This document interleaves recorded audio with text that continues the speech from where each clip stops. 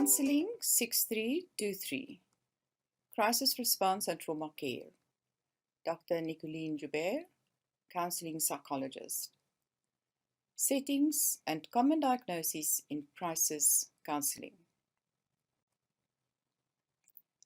Crises may occur in many settings, such as a school setting, phone, private practice or agency. The setting may shape the assessment, treatment, and aftercare process. For example, intimate partner violence may occur in a phone setting. In this case, the survivor may be a child or adult calling a hotline for assistance as the intimate partner violence is occurring. Intimate partner violence may also occur in a school setting, when a child tells a teacher about the violence that happens at home, or at an agency when a perpetrator shows signs of violence during the assessment phase. It can also occur in a private practice, when a counselor may pick up on the issue of intimate partner violence in a couple who has a marital crisis. The four settings, phone, school, agency, and private practice, should be noted, as crisis counselors may enter one or more of these settings working in this field. The setting can shape the crisis response of survivors, and counselors should be aware of the impact of the setting. However, counselors should learn how to shape crisis responses to adapt to a setting. Certain problems are often at the core of the crisis, and counselors should become sensitive to these underlying issues.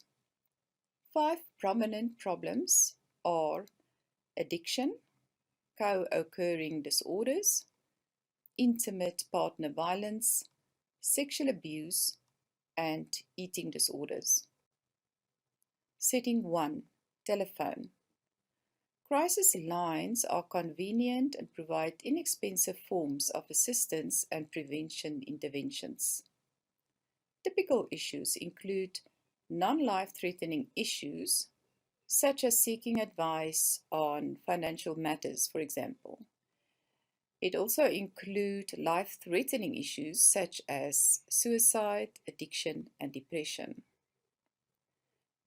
Counselors should identify regular callers, disturbed callers, and problem callers. They should stay calm, set boundaries, become aware of the agenda of regular callers, use open-ended questions with problem callers, and terminate abuse when it occurs. Setting 2. School. Typical crises in school settings include parenting issues, gangs, drugs, weapons access, shootings, physical abuse, bullying, and lack of positive role models. Violence in schools is a complex interaction between the individual, relationships, and family and community factors. Schools are often able to handle developmental crises, but not situational crises. Schools need a crisis response plan that includes a crisis or crisis response planning committee and the crisis team response team. The plan should include physical needs, logistics, and responding to a crisis by obtaining facts, assessment, and providing psychological first aid. In the case of community trauma, children should be connected to their parents or caregivers as soon as possible. Setting 3. Agency.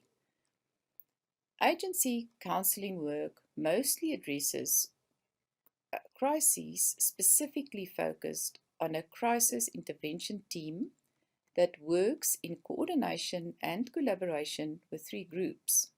These groups are the client, the community mental health agency, and the community at large.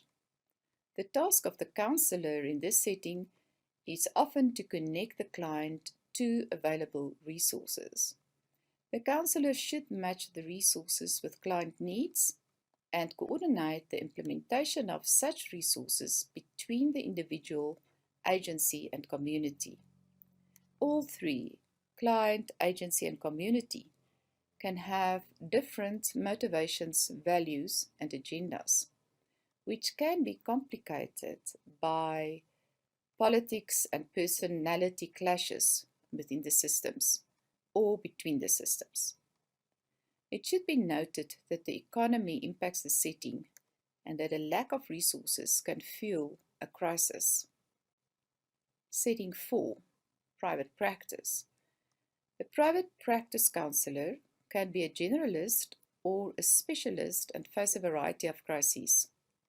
The counsellor may face issues related to a personal characteristic that may inhibit a crisis response, the lack of a strong theoretical framework, and an inability to assess the crisis and its influencing factors quickly and effectively.